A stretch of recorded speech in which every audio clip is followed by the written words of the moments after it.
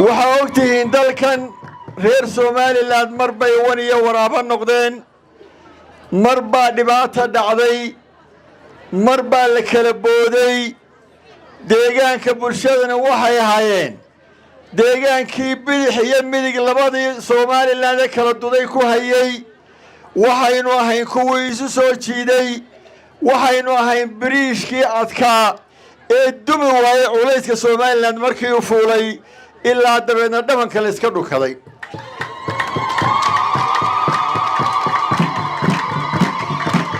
waxaan xasuustaa iyadoo la kala guuray oo badroonaa xuduud tahay ayaan halkaa waxaanu ka soo gelinay annagii odayaal halkan fadhiya raggii maxamed faarax aynaashe dhowr nin baa ka nool wixii kale allah u naxariistay way socdeen 15 baabuur iyo 900 oo inaan oo jabhadii ah ayaanu halkaa qoryaalo ku shirinay waxaanu Soomaaliland dib ka jirtaa inagoo isfidayna ayay Soomaaliland ku badbaadaysaa sidaynu isu fidaynaa baa ayaa la yiri waxaynu niri labadii kooxood koox baynu raacnay waxaynu samaynaynaa haddaynu bulshada nahay qoryaheena iyo hubkeena waxaynu u dhiibaynaa tolkeena aynu iskhilaafnay dad badan baa nala yaabay oo dabadna soo lana dhicmaayo yiraahdeen waxaanu nimaynaa dhicmaayo waxayna soo eegayaan ma jiro madaxa layna saaraya waan isqabano waan ka xoog roonay ragii markaas sida yar oo soo fakarayay halkaas aanu ka leexinay galab waxaanu wareejinay waxa soo ciidana iyadoo oo dadku ay sida u kala fiigsan yihiin maalintii baa u dambeysay reer Soomaaliland oo muxuu hayay isku tuura muxuu hayay wax isku tuura maanta tiyo kala joogta reer saba wanaag iyo badal wanaag iyo cadaad leeyo halkii aad dalay ka badbaadin jirteen bay maraysaa maanta xabad maaha nimcaynu ku jiraa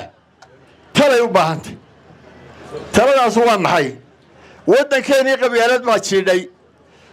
bahashaas inkaarta qabta inagu dhacday foodkeennii dad baa qabyaalada ugu baaqay inaynu qabyaalada u kala footaynaa baa ayaa rag badan wadaan waxa la wadaa in dadka reer Soomaaliland la kala soo xisaabayso u kala soo qabyaalada maanta waxay maraysaa halkaynu duntii Macaawiye aynu iskaga xidhi jirnay Soomaaliland doorkii hore maynaan fahamsanayn baasha waxaynu siinay qoladii qabyaaladeenna xigto wadani baynu siinay inkastoo inaan waxba ku dirin anna waxba ku korin oo halkoodu fadhiyeen maanta mar hadday qabyaalay timid waxaynu tusaynaa bulshada reer Soomaaliland maadaama aynu geesiyaal nahay maadaama hubkeennii aynu u dhiibnay Soomaaliland dib marka ay naga soo dhigtay cadowga loo arkayay maantana inaanaan qabyaalad u habranin codkeenu maanta nabadgelyada Soomaaliland baa ku fadhida qabyaalada ku baaba'aysa marka idinkoo la garanayo abtirsiibadiina ugu ridaan kulmiye waxay noqonaysaa qarannimo waxay noqonaysaa badbaado waxay noqonaysaa wax lagu heshiiyo waxay noqonaysaa waxaan dhibaato ka iman